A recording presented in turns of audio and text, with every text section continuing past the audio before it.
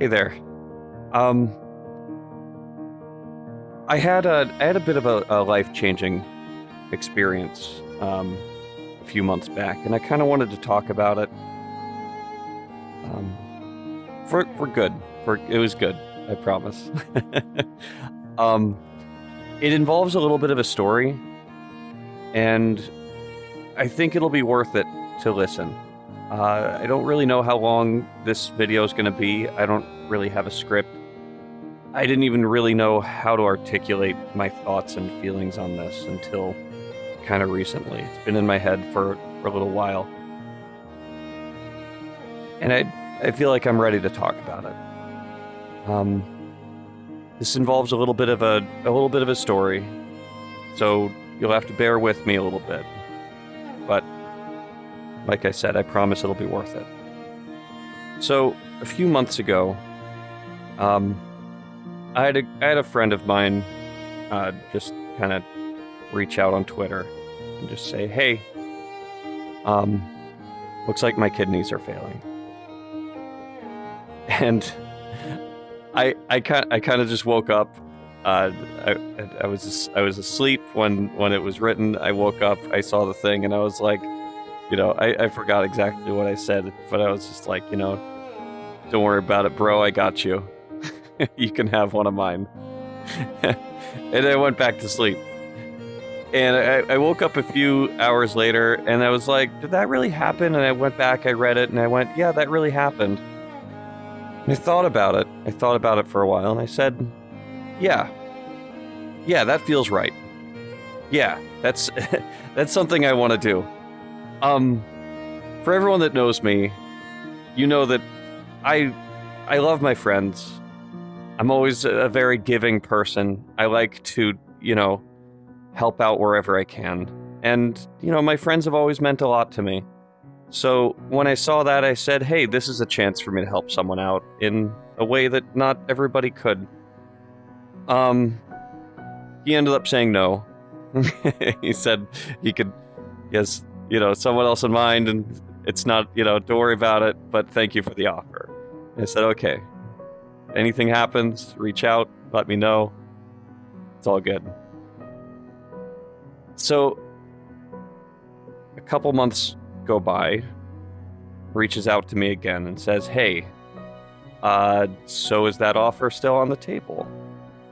Because the other thing kind of fell through. And he's kind of seeing what his options are. And I said, yeah, 100%. Like, let's do it. And that's when we kind of started a process. Talking to doctors, going back and forth, doing a whole thing. That's still going on. I still don't know, like, we haven't been matched. Nothing's, like, we've gotten to the point where we're going to start doing that, but, like, not much has happened on that yet. But that's not the point of this story. Whoa. Tracking. Anyway, so not much has happened on that. That's not the point of this story, and that's not what I'm here to talk to you about now. I'm here to talk to you about something a little bit different. What I'm wanting to talk to you about in this video here is the experience that I had after that. Like, after we started going through all the stuff with the doctors and the insurance and all the paperwork and stuff. I started doing a lot of research. Started looking into all my, all the things that might happen. Just checking it out, seeing what I'm in for. And it's something that honestly, like, it's not that big. Like, it's like a month of pain, a couple months after that of a little bit of additional recovery. But, like, it's actually like a pretty well understood procedure, right? So I'm looking at statistics, and I'm finding that it's like the chance of death, like just not making it.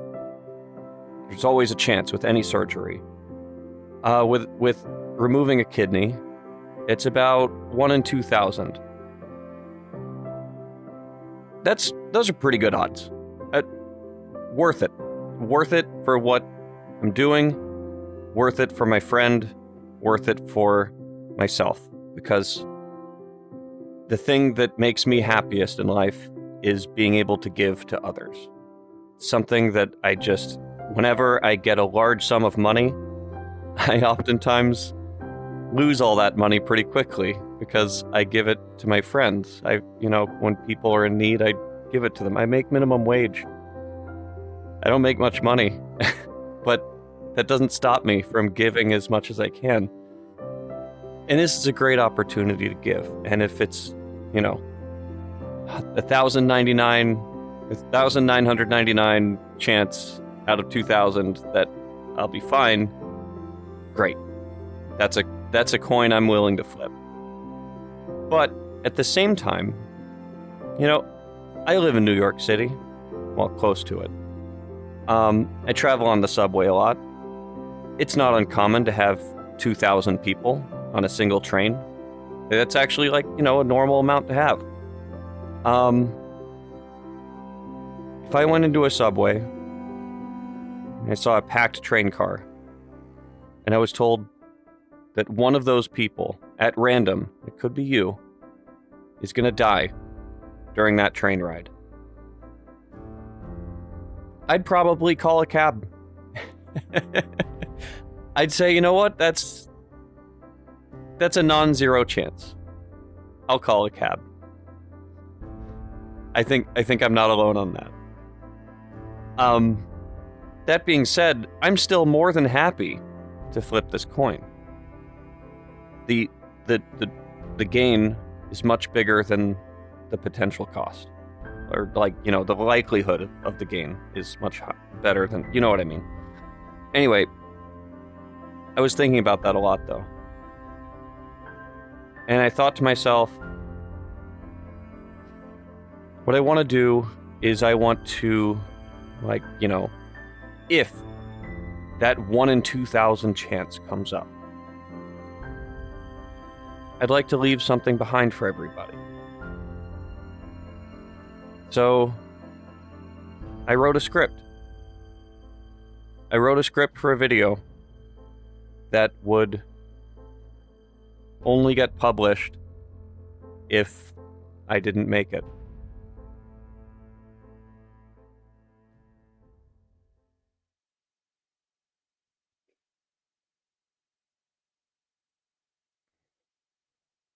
It wasn't easy to write, but I'm happy I did it.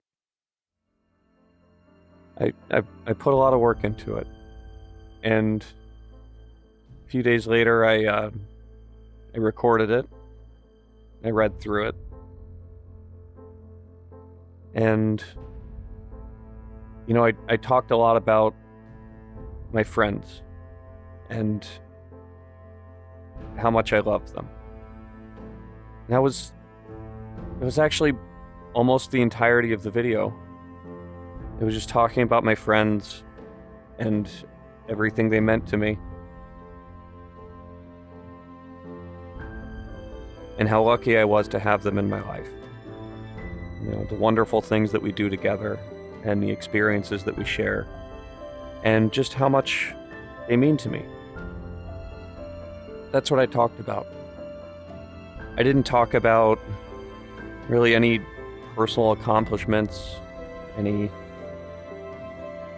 possessions, or anything. It didn't even occur to me because none of that really mattered. What mattered to me were the experiences that I had and the friends that I shared those experiences with.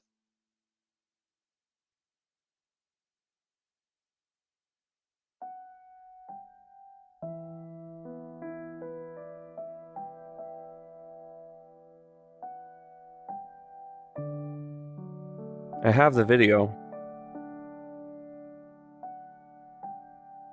and most likely it's never going to get published. I'm never going to put it out there, and no one here is ever going to see it. And that's good. Because if you did see it, it means I'm not with you anymore. And I don't want that, of course. But at the end of the whole thing, after talking about how much everyone means to me, I spoke a little bit to the person that I'll be donating to, and, reassured them that I was, very aware of the choices I'd made and the potential consequences that I knew about it, and I accepted those risks, and it's not their fault. It's a very important thing.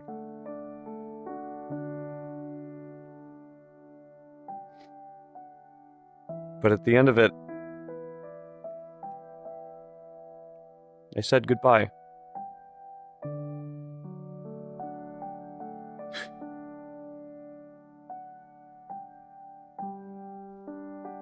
It wasn't like it was a very different type of goodbye from any that I've ever said in my life.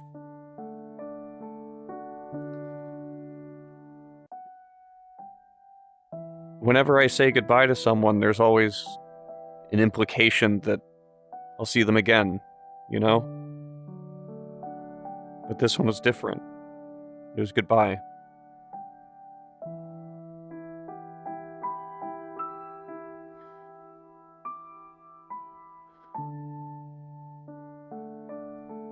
I didn't expect it to hit me as hard as it did. But after doing all that, getting through everything, I took my headset off, and I just sat in the middle of my living room by myself.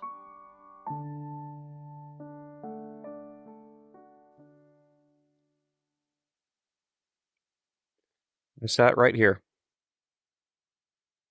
alone, in the middle of my living room. And I came to a realization. I came to a realization that I had just attended my own funeral.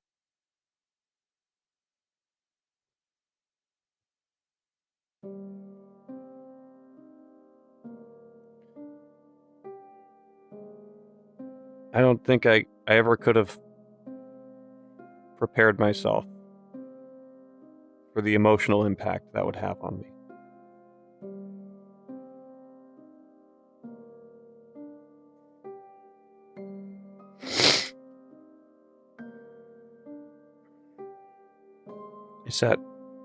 I came in to my bedroom and sat here on the bed. And I didn't sleep at all that night. To be completely honest, I just sat here and cried.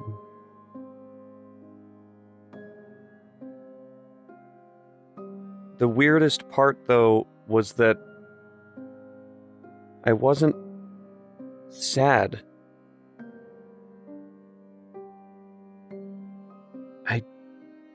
I just didn't know what to feel. It was just such a weird feeling. It was like I felt everything. Every emotion. And I was so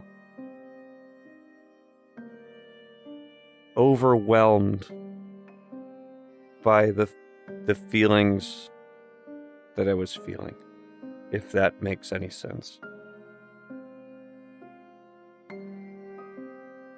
The next day I had a day off, and I was kind of, alone with my thoughts. And I thought about a lot of things. I thought about the people in my life. And I thought about all the time I'd spent with with my friends, the relationships we'd built. I went through my photo gallery and had a lovely time looking at all the wonderful experiences that I'd shared with everybody. And I realized that I feel so incredibly fulfilled with my life. I never graduated college. I dropped out. I never aspired to have any kind of like big career or anything. I just kind of made it by with mostly minimum wage jobs, places that don't appreciate their workers very much. Worked my way up in a few places, accumulated debt. Money's always been a problem. But I've always had the best friends I could ever ask for. Years of just, my friend groups will change, right? That's normal. You have friends, they kind of drift apart, you come back together, find other people. But one constant in my life is that I've had the best friends I could ever ask for. And I realized how important those friends are to me. It's practically how I define myself, by the people that I have in my life. Those are the people that mean the most to me. And that's just like, and that's why I'm so, it put a lot in perspective, because it showed me kind of like why, when I'm working minimum wage and I'm barely making any money and I get a paycheck and it's $800 for the next 2 weeks, and great, I can pay some of my bills, I can do the things. And then a friend of mine has their internet screw up or whatever, and turns out they owe a giant thing, and their whole life is going to get flipped upside down if they don't get internet back, and it's going to cost $300 for them to turn it back on. And I open up my bank account and I see $400 in it, and I say, you know what? I can survive on $100 for the next 2 weeks. I can do it. So I write to them and I say, here's $300. Pay for your internet. Because nothing gives me more happiness than being able to help my friends. Because they mean everything to me. And I think until this thing happened, I didn't fully understand how much my friends mean to me.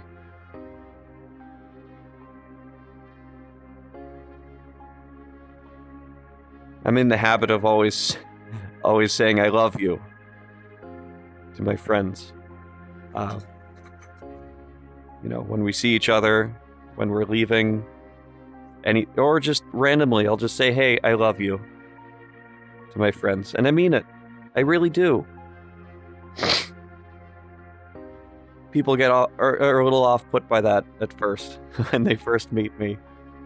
But they get to to be a little bit more comfortable with it. I just have to say it a lot. That's the trick.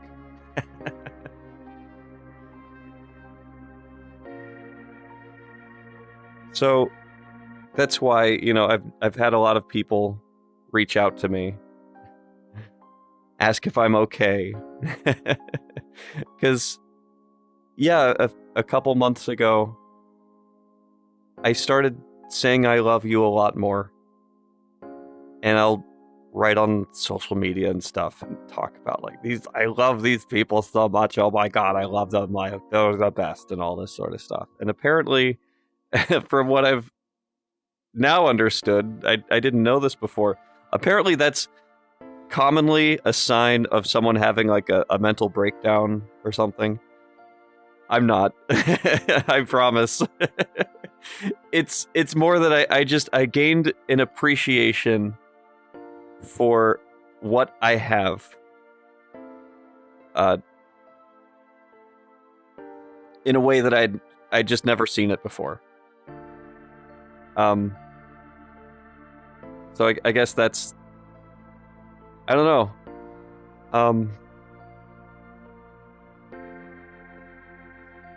In the days following that whole event,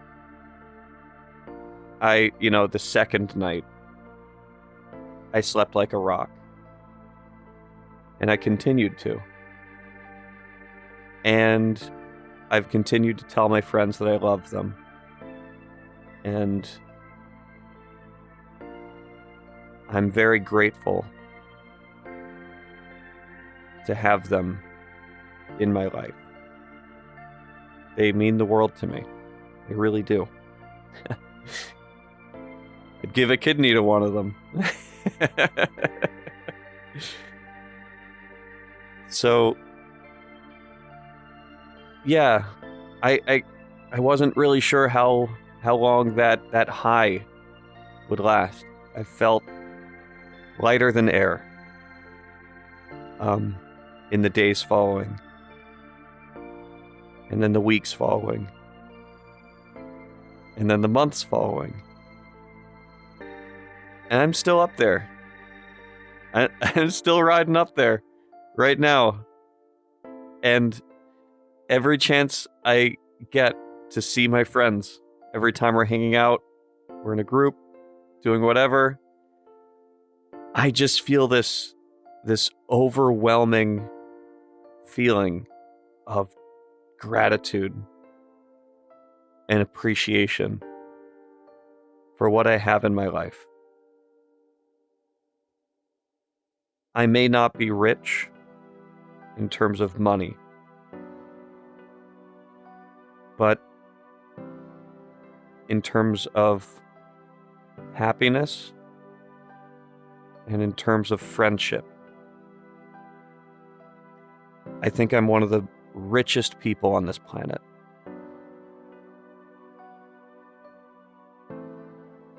And that's more important to me than anything.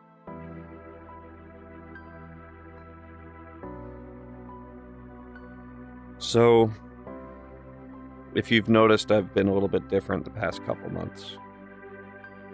It's because I am.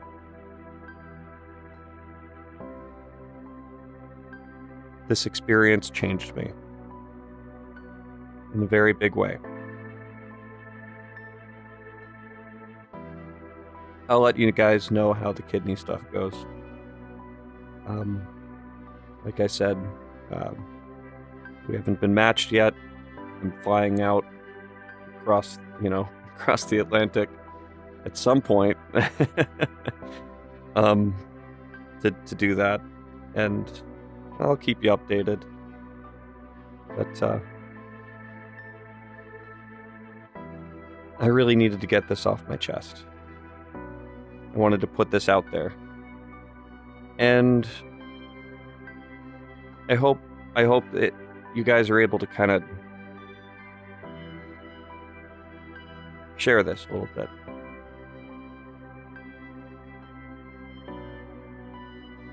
It's important to stop sometimes and just think about what's important to you. The people that matter in your life the most. It's good to do that sometimes. Anyway, I think I'll end it there, but I'll sign off by saying I love you. Bye, everybody.